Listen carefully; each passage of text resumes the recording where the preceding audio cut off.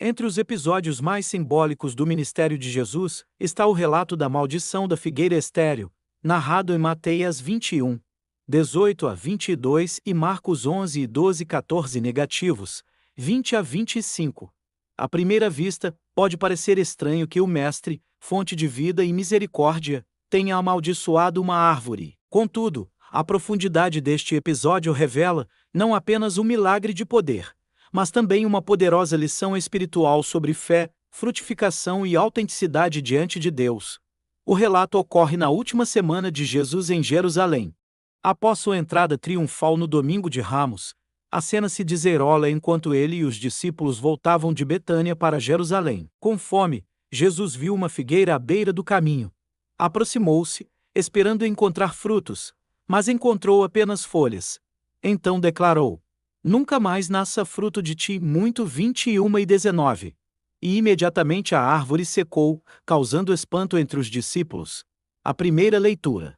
Alguns podem imaginar que se trata apenas de um ato de frustração ou de julgamento sobre a natureza. No entanto, a literatura bíblica e patrística destaca que esse gesto de Jesus não é caprichoso, mas pedagógico. A figueira, na tradição judaica, é símbolo do povo de Israel. Os 9 e 10, de 8 e 13. Suas folhas abundantes representavam a aparência de vitalidade. Mas a ausência de frutos indicava a esterilidade espiritual. Assim, a figueira estéril era uma metáfora viva para a religiosidade hipócrita, muito exterior, mas sem frutos verdadeiros de arrependimento, justiça e fé. Orígenes, um dos primeiros teólogos da Igreja, interpretou o episódio como uma advertência contra aqueles que ostentam piedade apenas de forma externa, mas não produzem frutos espirituais. Já Santo Agostinho via na figueira o símbolo da antiga aliança, incapaz de oferecer salvação plena sem o Cristo. Para ambos, a mensagem é clara. Deus espera mais do que ritos e aparência. Ele deseja frutos de vida transformada. Do ponto de vista literário, Marcos insere a maldição da figueira em paralelo com a purificação do templo em MC 11, 15 e 19 negativos. Essa estrutura sugere uma relação direta. Assim como a figueira estava cheia de folhas, mas sem frutos, o templo havia se tornado um espaço de aparência religiosa, mas vazio de verdadeira adoração.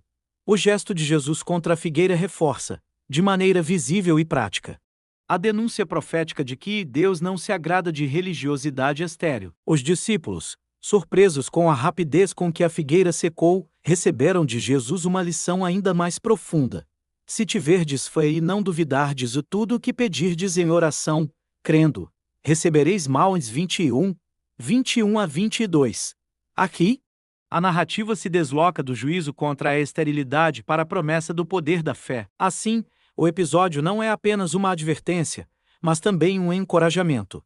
A vida frutífera nasce de uma fé autêntica em Deus, capaz de mover montanhas.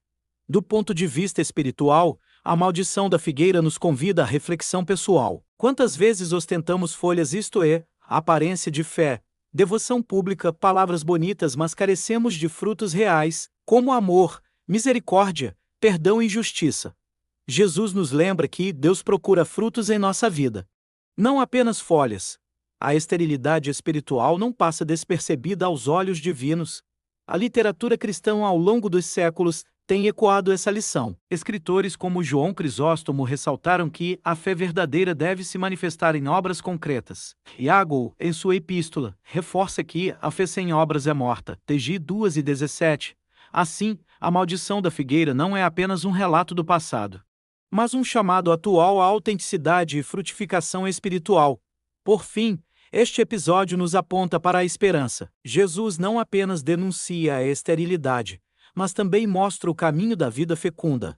A fé viva, enraizada em Deus, capaz de transformar situações impossíveis.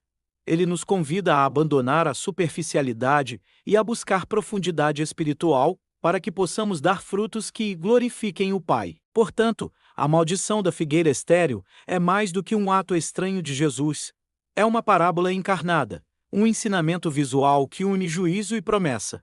Ela nos lembra que a fé verdadeira deve gerar frutos, que Deus vê além das aparências e que, pela oração e confiança, Somos chamados a viver uma vida fértil, em amor e obras de justiça. Se este ensinamento tocou seu coração, não esqueça de deixar o seu like, se inscrever no canal e compartilhar este vídeo com quem também precisa refletir sobre fé e frutificação espiritual.